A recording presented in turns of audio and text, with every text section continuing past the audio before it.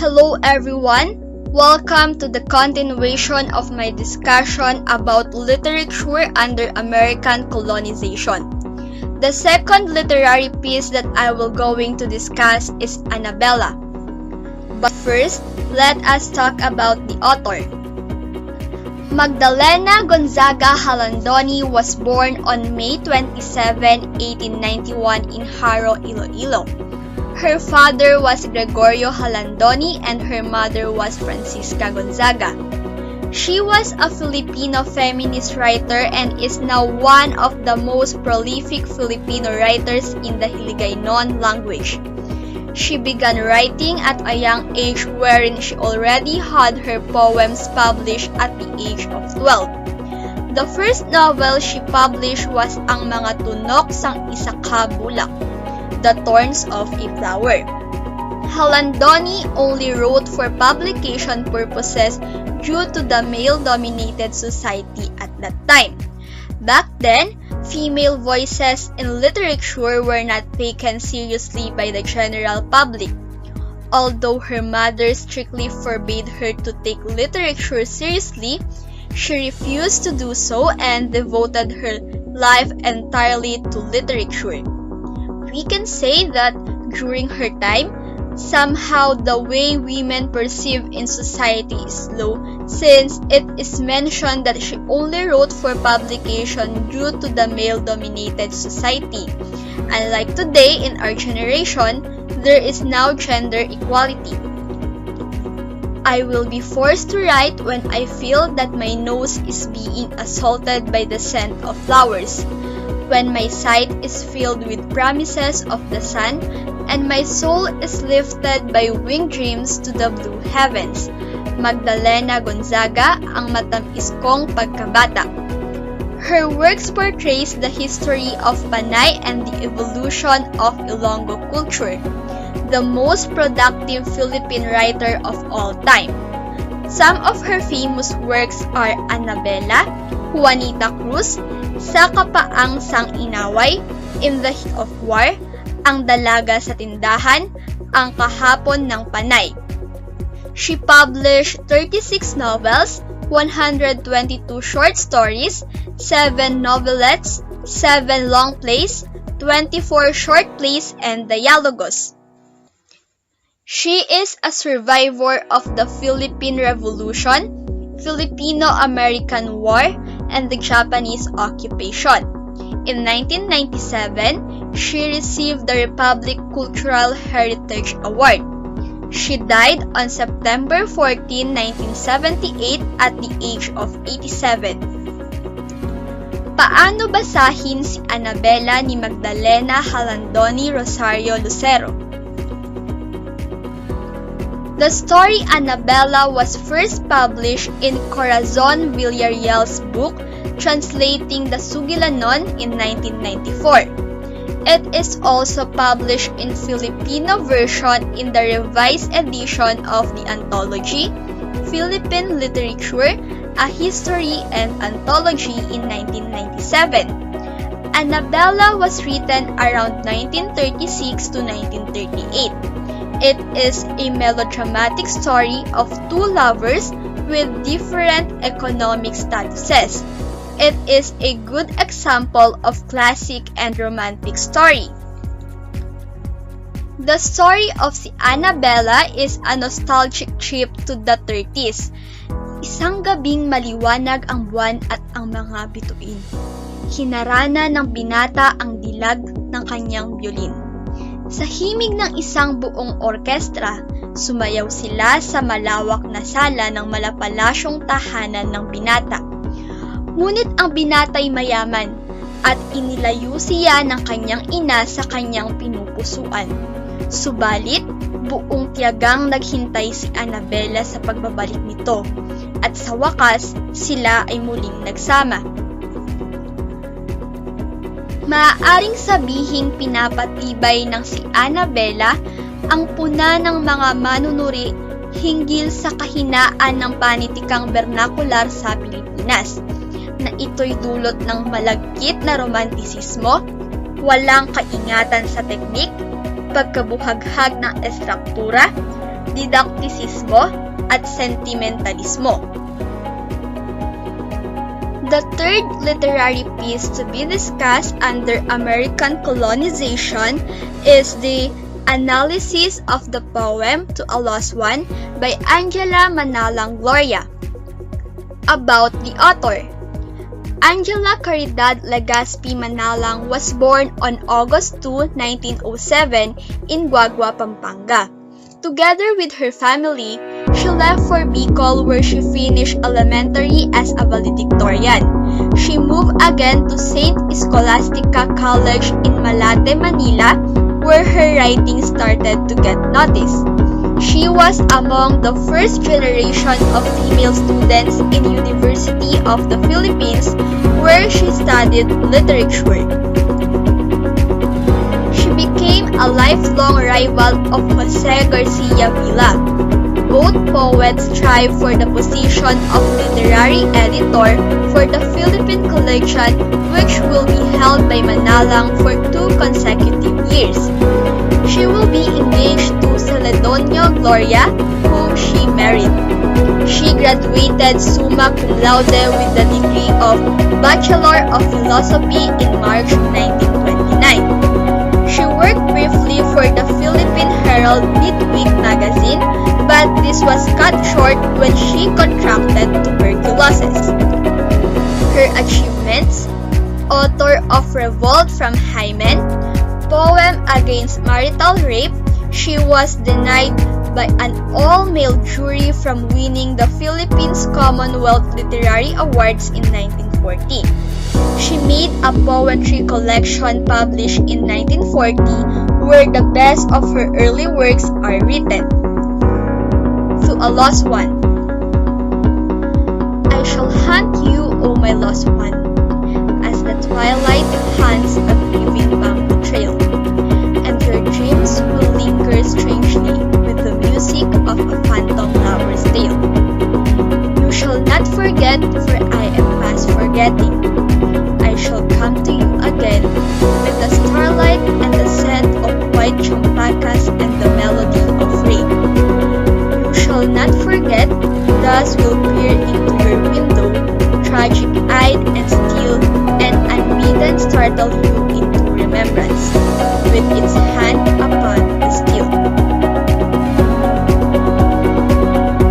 The poem can be confused as the author writing to a ghost as its point of view, however, it is the other way around. The author used Philippinized English, or words and terminologies are easier to decipher. The meaning of Philippinized is to make someone or something Filipino in style, to alter someone or something to make them Filipino. Tone and mood. A kind of experience shared in this literary piece is the feeling of being haunted by the memory of your loved one, telling you not to forget him throughout your existence. Structure. The poem is composed of 3 quatrains in which the second and last lines of the quatrain rhyme with each other, such as trail and tail, again and rain, still and still. Imagery or symbolism. The choice of words can be associated with death, darkness, and gloom. I have here set of words and they have the denotation meaning and connotation meaning. So we have here twilight. The denotation meaning is time after sunset. The connotation is feeling of being haunted. Dusk, time after the day and before night. The connotation meaning is darkness, loneliness, gloom. Rain, the denotation meaning is shower from the sky. The connotation meaning is tears, crying, grief. Champakas, flowers used in funeral, and for the connotation meaning, spirit of the dead. Imaginative metaphor. So I have here lines from the poem. I shall hunt you, O my lost one, as the twilight hunts a grieving bamboo trail. So the first line used simile as figurative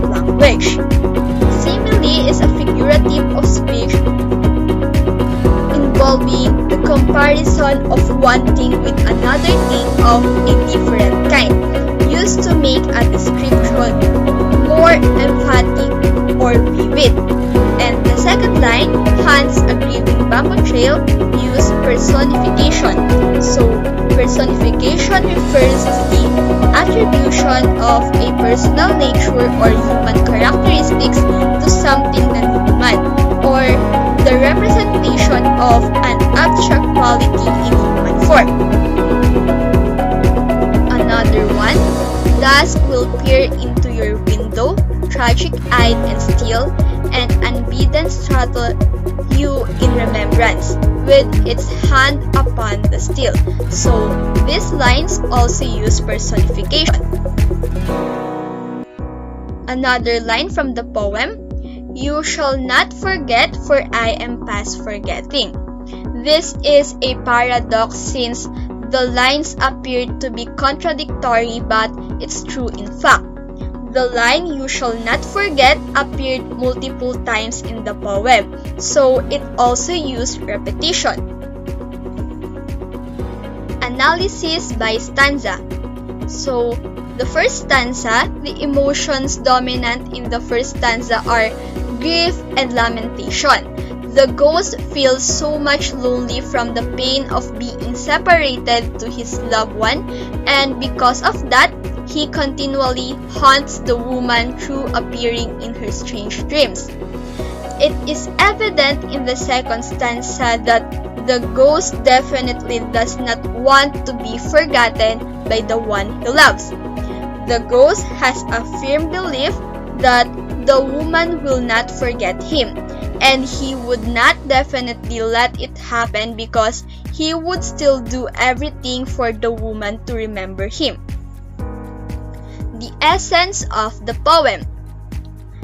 Angela Manalang Gloria intended to describe the feeling of being haunted. However, she made the ghost as the persona in the poem instead of herself, to convey the emotions of ghosts when they become separated to their beloved. It simply shows us that the dead also feel the pain their beloved feel when they become separated, and that the ghosts do not want their loved ones forget them. Now, let us move on to what is an educated Filipino, Francisco Benitez. There are, then, at least 3 characteristics which I believe to be the evidence of the educated Filipino. The power to do, to support himself and contribute to the wealth of our people. Acquaintance with the world's progress, especially with that of his race, people and community, together with love of our best ideals and traditions, and refined manners and moral conduct, as well as the power of growth.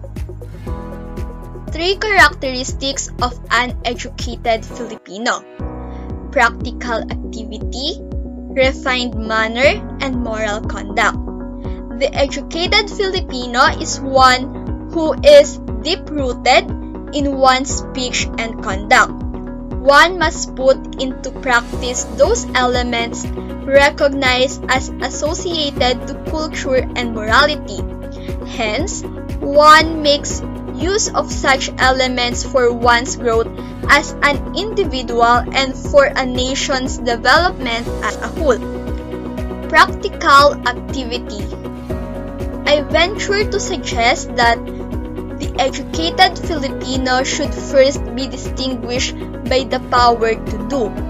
The power to do, which embraces not only the ability of the Filipinos to produce material goods, but also the valuable services rendered to society through institutions such as the home, the school, the church, and the government.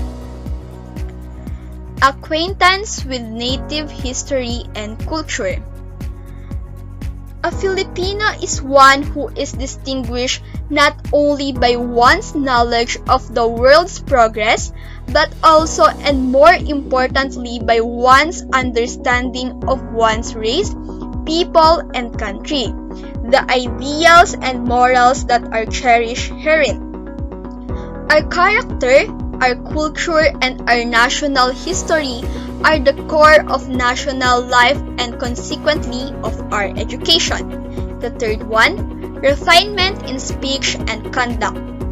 The educated Filipino, in the third place, must have ingrained in his speech and conduct those elements that are everywhere recognized as accompaniments of culture and morality, so that, possessing the capacity for self-entertainment and study, he may not be at the mercy of the pleasure of the senses only or a burden to himself when alone.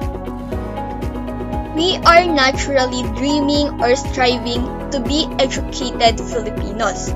We study for ourselves, our families, our fellow men, the future generations of learners, the country, and the list goes on. We can be the educated Filipinos we wanted to be as long as we nurture these elements while we follow our purpose passionately. And that's all for the discussion of literature under American colonization. I hope that you learned from this video. Thank you for watching!